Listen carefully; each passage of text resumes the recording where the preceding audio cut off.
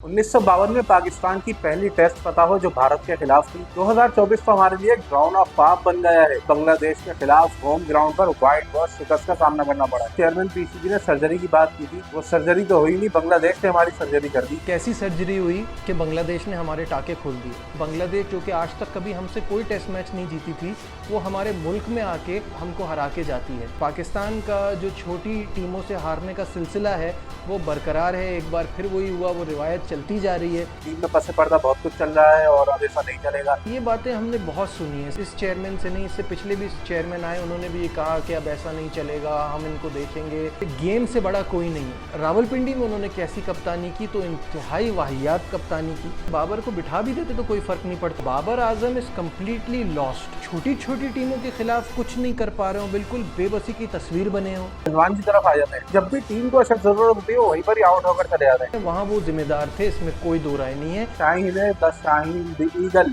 उनका असल काम विकेट लेना है, लेकिन बॉल को मिल नहीं रही और वो खुद को प्रॉपर ऑलराउंडर कहते हैं। क्या बातें कर रहे हैं यार, कौन सा ऑलराउंडर, काहे का ऑलराउंडर।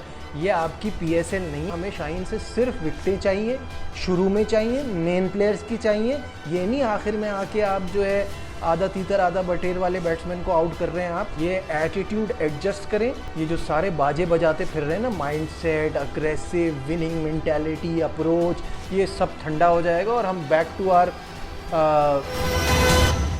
1952 में पाकिस्तान की पहली टेस्ट फतह हो जो भारत के खिलाफ थी। 1992 का वर्ल्ड कप हो, 2009 का वर्ल्ड टी20 या 2017 की चैंपियंस ट्रॉफी, ये वो तमाम यादगार ग्लोरीज हैं जो पाकिस्तान के क्रिकेट शायकीन के जहनों में नक्श हैं। लेकिन पिछले कुछ अरसे में हमारी क्रिकेट का हाल बद से बदतर होता जा रहा है। 2024 तो हमारे लिए ग्राउंड ऑफ पाप बन गया है, क्योंकि इसमें हमने आयरलैंड से शिकस्त खाई टी20 में। टी20 वर्ल्ड कप में हम अमेरिका से हारे, पहले राउंड से एग्जिट हुए। उसके अलावा बांग्लादेश के खिलाफ होम ग्राउंड पर वाइट वॉश शिकस्त का सामना करना पड़ा है। इतने बदतरीन परफॉर्मेंसेस की वजूहत क्या है? क्यों हमारी टीम अब मुसलसल नाकामियों के दलदल में घसती चली जा रही है? क्यों ऐसा हो रहा है? तमाम तर सूरत हाल को हमने जानने के लिए रब्ता किया है क्रिकेट एनालिस्ट और senior sports journalist Najibul Hasnain से। नजीब भाई, वेलकम टू दी शो। बहुत बहुत शुक्रिया जीशान। नजीब भाई, आपसे पहला सवाल ये है कि चेयरमैन पीसीबी ने सर्जरी की बात की थी, वो सर्जरी तो हुई नहीं, बांग्लादेश ने हमारी सर्जरी कर दी। जी, आपने बिल्कुल सही कहा है जीशान। मैं तो अपने प्रोग्राम में इनफैक्ट ये कहता हूँ कि ये कैसी सर्जरी हुई कि बांग्लादेश ने हमारे टाके खोल दिए। प्रॉब्लम यह है कि वर्ल्ड कप की इस बदतरीन शिकस्त के बाद हमने कोई अहाता ही नहीं किया। हमारा कोई, जो हम कहते हैं पोस्टमार्टम सर्जरी तो दूर की बात है, कुछ भी नहीं हुआ। और सबको पता था कि कुछ अरसे में लोग भूल जाएंगे और उसके बाद बांग्लादेश के ख़िलाफ़ टेस्ट सीरीज़ होगी, वहाँ तो पाकिस्तान आराम से जीत ही जाएगा, कोई बात ही नहीं होगी, कोई इशू ही नहीं होगा। लेकिन देखें, यही प्रॉब्लम होती है जब आप किसी मसले को आइडेंटिफाई नहीं करते तो वो और ख़राब होता जाता है। और ये पॉइंट आ गया कि बांग्लादेश जो कि आज तक कभी हमसे कोई टेस्ट मैच नहीं जीती थी, वो हमारे मुल्क में आके और हमसे बेहतर क्रिकेट खेल के हमको हरा के जाती है, which is very very disappointing. तो पाकिस्तान का जो छोटी टीमों से हारने का सिलसिला है वो बरकरार है। एक बार फिर वही हुआ, वो रिवायत चलती जा रही है।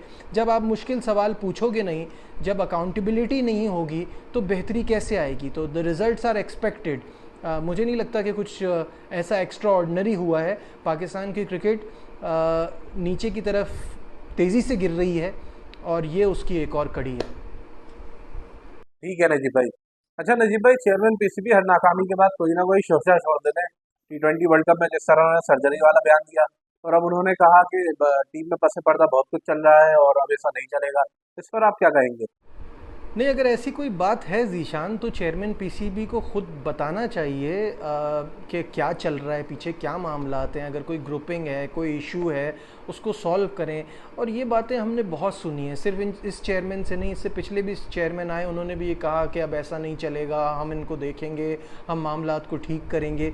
वो वर्ल्ड कप के बाद क्या हुआ? आपने वहाँ भी कुछ नहीं किया, यहाँ भी कुछ नहीं करेंगे। मैं हमेशा यही कहता हूँ कि आप मुश्किल सवाल पूछते ही नहीं है ना, आप ईजी लेते हैं चीज़ों को और कोई किसी मसले में पढ़ना ही नहीं चाहता।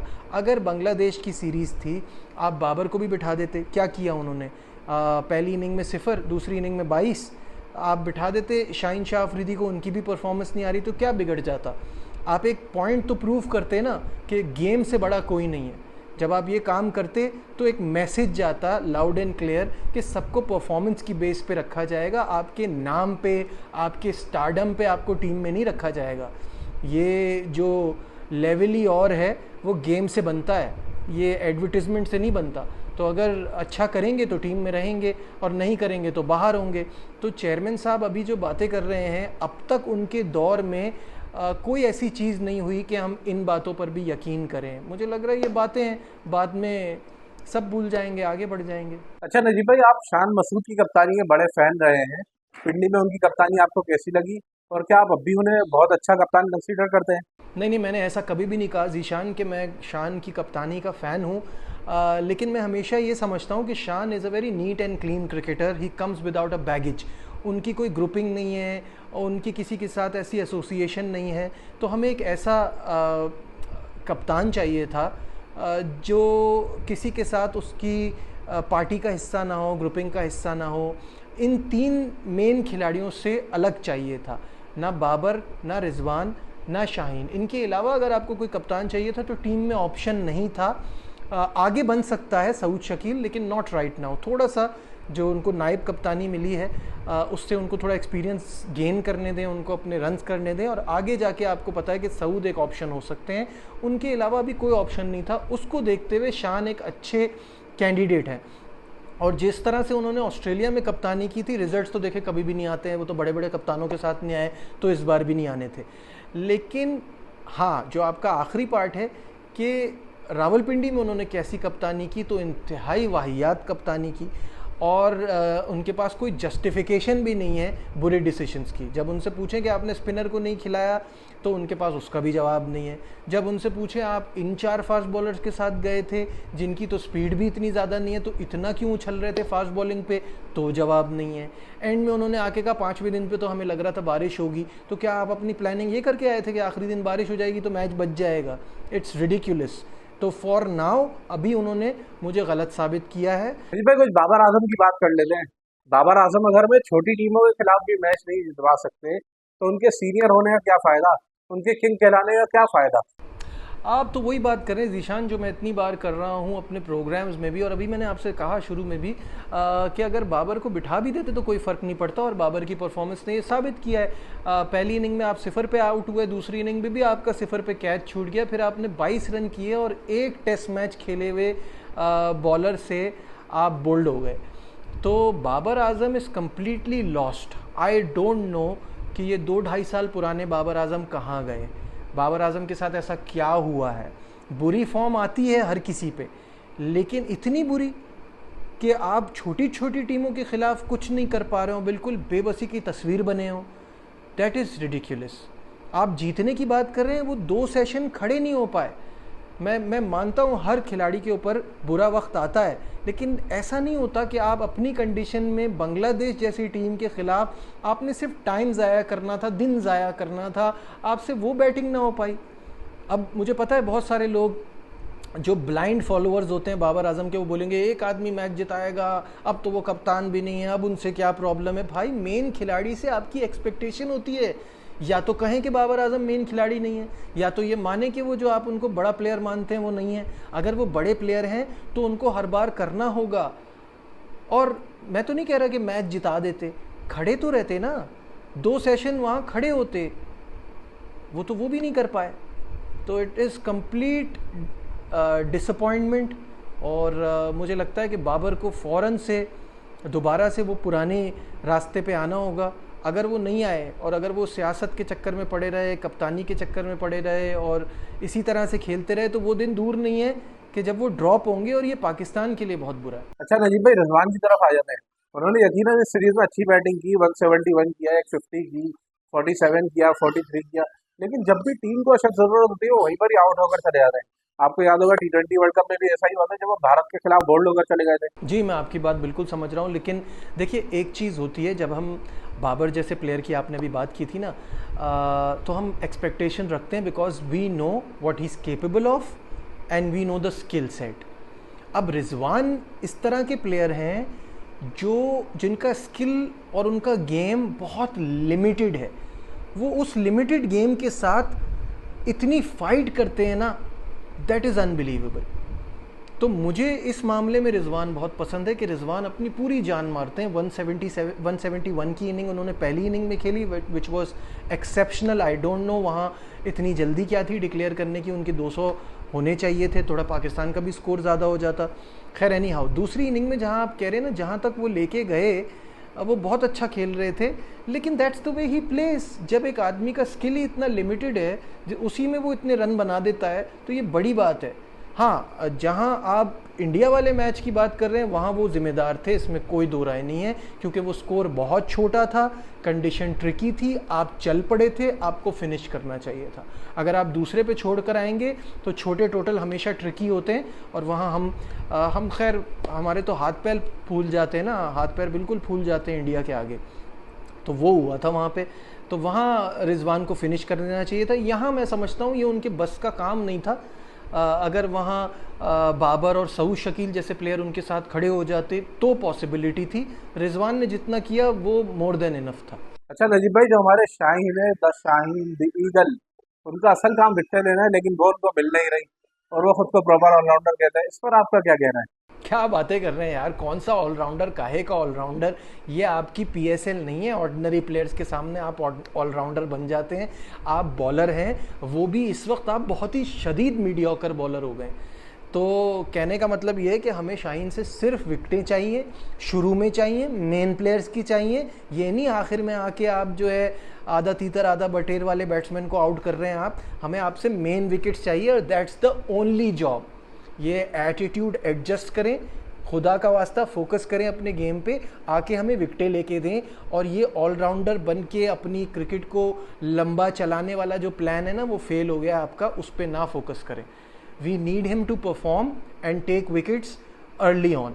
अगर वो करेंगे तभी शाहीन को मेन प्लेयर माना जाएगा, अदरवाइज एक ऑर्डिनरी बॉलर है जो किसी भी टाइम टीम से बाहर हो सकते हैं।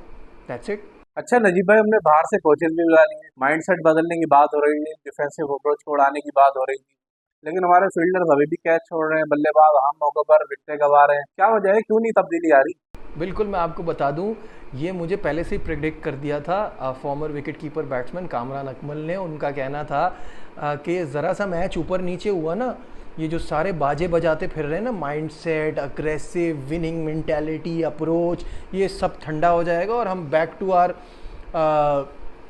वो जो पटाखा विकटें होती हैं ना, जिस पे बैटिंग ही बैटिंग हो और सब रन करें, 500-600 रन सामने वाली टीम करे, 500-600 रन आप करें, उस तरफ वापस चले जाएंगे। तो मुझे दिखाई वही दे रहा है, वो बिल्कुल सही कह रहे थे, ऐसा ही है। क्या माइंडसेट, क्या मेंटालिटी, आप अपनी पिच रीड करना नहीं जानते, आपको पिच बनाना भी नहीं आती, आपको अपने स्पिनर्स पे भरोसा नहीं है, आपके पास ऑर्डिनरी फास्ट बॉलिंग है, आपके बैट्समैन भाग जाते हैं। जब आपके पास स्किल नहीं है, आपके पास टीम ही ऐसी बुजदिल सी है, तो आप क्या ऑस्ट्रेलियन माइंडसेट लाएंगे? और जेसन गिलेस्पी के पास बहुत सारे आइडियाज़ हैं, बहुत सारी चीज़ें हैं। He looks like a positive person. मैं उनसे मिला हुआ हूँ, मैंने उनका इंटरव्यू किया है, तो मुझे पता है कि वो है तो बहुत ही पॉजिटिव आदमी, लेकिन इंटरनेशनल क्रिकेट का कोई एक्सपीरियंस नहीं है। अभी वो आए हैं, वो चीज़ों को असेस करेंगे, समझेंगे, उनको समझ में आएगा व्हाट इज़ पाकिस्तान वे। पाकिस्तान वे ये है कि लगे रहो, उनको भी खेलने दो, तुम भी खेलो, जीते ना कोई, तो इसलिए आप हार से बच जाओगे। जब ऐसी बुजदिल मेंटालिटी के साथ आपकी टीम जाएगी तो ऑस्ट्रेलियन माइंडसेट अप्रोच कहाँ से लगेगा यार? इन बातों को भूल जाए, हमने वैसे ही खेलना है जैसे हम हमेशा से खेलते आ रहे हैं, और वही सही था भाई। आप ज़्यादा कुछ ट्राई ना करें, आप ट्राई करते हैं तो ये होता है जो बांग्लादेश के खिलाफ हुआ है। बिल्कुल ठीक। अच्छा नजीब भाई, कहीं आपको ऐसा तो नहीं लगता कि हमारी क्रिकेट का हाल भी हॉकी जैसा हो जाएगा, क्योंकि हर दिन हम नीचे से नीचे जाते जा रहे हैं? इस पर आप क्या कहेंगे? नहीं जीशान, मुझे नहीं लगता कि पाकिस्तान क्रिकेट का हाल हॉकी से बदतर होगा या हॉकी जैसा होगा। हॉकी में देखें, समझें डिफरेंस क्या है। हॉकी में पैसा नहीं, ये एक कमर्शियल स्पोर्ट है, इसके अंदर पैसा है। छोटे बैकग्राउंड से, हम्बल घरों से लोग आते हैं और वो यहाँ आके पैसे के लिए मेहनत करते हैं, हार्डवर्क करते हैं, वो पैसा उनको मिलता जाता है। आपके पास रॉ टैलेंट भी आता है और कुछ मेहनत करने वाले क्रिकेटर्स भी मिल जाते हैं आपको। तो इस तरह से मामला चलते रहेंगे, लेकिन आप इसमें कंसिस्टेंसी कभी भी एक्सपेक्ट नहीं कर सकते इस तरह की टीमों से। पाकिस्तान के ऊपर जो पहले अनप्रिडिक्टेबल का टैग लगता था ना, वो बड़ा एक्साइटिंग था। वो अनप्रिडिक्टेबल इसलिए होता था कि आप फंसे हुए मैचों में से, हलक में से हाथ डाल के जीत निकाल लेते थे सामने वाले से और जीत जाते थे मैच। अब अनप्रिडिक्टेबल नहीं है, अब यू आर वेरी प्रिडिक्टेबल। आप इतने प्रिडिक्टेबल हैं कि वर्ल्ड कप में ये एक्सपेक्ट किया जा रहा था कि आपके ग्रुप में जो 2-3 छोटी टीमें हैं उनमें से एक आध से तो आप हारेंगे ही हारेंगे, और आप यूएसए से हार गए। तो this is how much predictable you are, और ये आपकी टीम है। 10-15 सालों में कभी कोई चीज़ जीत जाएंगे, अदरवाइज़ इसी तरह की परफॉर्मेंस आएगी, ऐसे ही चलता रहेगा काम। तो कभी अच्छी होगी कभी बुरी होगी, लेकिन आई एम श्योर कि because of the money involve in cricket Pakistan का हॉकी जैसा हाल नहीं होगा। हॉकी में तो पैसा नहीं है ना, वो बेचारे परेशान हैं, कोई माँ बाप अपने बच्चों को हॉकी पकड़ाते नहीं हैं कि वो आगे तो उसकी ज़िंदगी बर्बाद है। तो इस वजह से हॉकी ऐसी है। क्रिकेट चलती रहेगी, लेकिन अफसोस ये है कि ऐसी ही चलती रहेगी जैसे इस वक्त है। बहुत बहुत शुक्रिया नजीब भाई, आपने अपना कीमती वक्त हमें दिया। Thank you. तो भाई पाकिस्तान क्रिकेट आज अपने बदतरीन मकाम पर पहुंच चुकी है, क्योंकि टेस्ट रैंकिंग जो नई जारी हुई है वो 1965 के बाद 59 साल के अरसे के बाद पाकिस्तान टेस्ट रैंकिंग में इतना नीचे गया है। रेटिंग पॉइंट जो हमारे वो 76 हो गए हैं, और 59 साल बाद ऐसा मौका आया कि हमारे रेटिंग पॉइंट इस हद तक सुकड़े हों। तो अब हमारे लिए इससे ऊपर ही जाने का रास्ता है, नीचे अब हम मजीद नहीं देख सकते, क्योंकि इससे ज़्यादा और क्या बुरा होगा। उम्मीद करते हैं कि पाकिस्तान क्रिकेट आइंदा दिनों में फले फूले, चेयरमैन अच्छे डिसीजन लें, खिलाड़ी थोड़े से होश के नाखुन लें और टीम की कारकर्दगी की तरफ तवज्जो दें। पैसे वगैरह को साइड पर रखें, अपने ज़ाती मफादात साइड पर रखें, कप्तानी के तनाज़ुर से निकलें, पाकिस्तान के लिए खेलें, पाकिस्तान से ना खेलें।